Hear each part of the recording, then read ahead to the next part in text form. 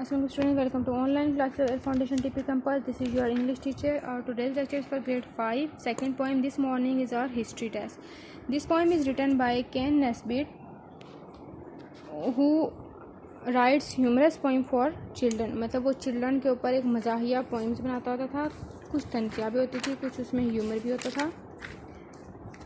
So this is the story of a children who wrote many notes for cheating, but what happened with him?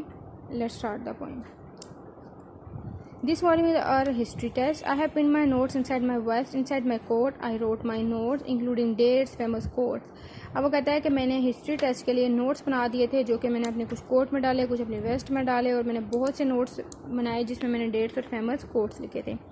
I have written more upon my hand than only I can understand, and in my sock sleeve I stove my scribbled notes in secret code.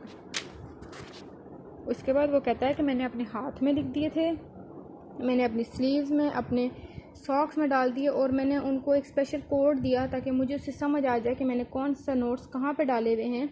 और मैंने जो अपने hand पे भी लिखे थे वो मैंने ऐसे स्पेशल वे से लिखे थे कि उनको सिर्फ मैं ही पढ़ सकता, कोई और पढ़ ही नहीं सकता था. I have written down so many names of winner of Olympic Games, of building people, places too, from Tennessee to Timbuktu. अब वो कहते हैं टेनेसी टम्बकटू से लेके जहाँ तक, मतलब जितने भी नेम्स थे, ओलंपिक गेम्स किसने जीती थी, फेमस बिल्डिंग्स के नाम, पीपल्स के नाम, प्लेसेस के नाम, वो मैंने सारे लिख लिए थे. I even copied down a piece and on ancient Rome and ancient Greece. अब वो कहता है ग्रीस और रोम के ऊपर भी जितने हिस्ट्री में क्वेश्चंस बन सकते थे ना, मैंने वो सारे बना के नोट्स बना के छुपा दिए. Plus everything from Shakespeare's place to who invented mayonnaise. अब वो कहता है शेक्सपियर के प्लेस से लेके मेयोनीज बनाने वाले तक मैंने जितने भी नोट्स थे, जितनी भी डेट्स थी, नेम्स थे, वो सारे लिख चुके था मैं.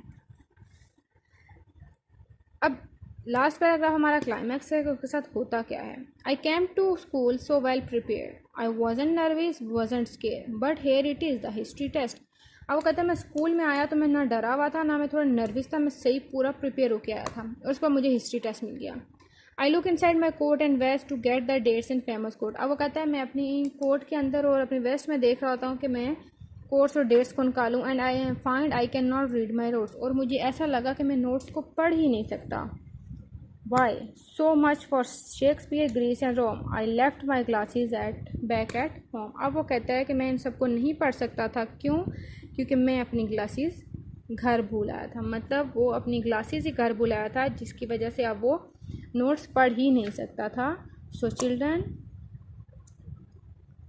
हमें इससे यही सबक मिलता है कि हमें चीटिंग करने से बेहतर है कि हम लोग पेपर्स की तैयारी करके फुली प्रिपेयर्ड होकर जाएं, क्योंकि अगर हम लोग चीटिंग पे रहेंगे तो हमारे साथ किसी किस्म की कोई भी ट्रेजेडी हो सकती है. जैसे इस बच्चे को अपनी तरफ से वो फुली प्रिपेयर होकर गया टेस्ट के लिए और सब के लिए, लेकिन एट द एंड क्या हुआ, वो अपनी क्लासेस घर भूल गया और उसने पेपर, ऑब्वियस सी बात है, अब उसको आता नहीं था, तो अब उसने पेपर खाली ही देना था.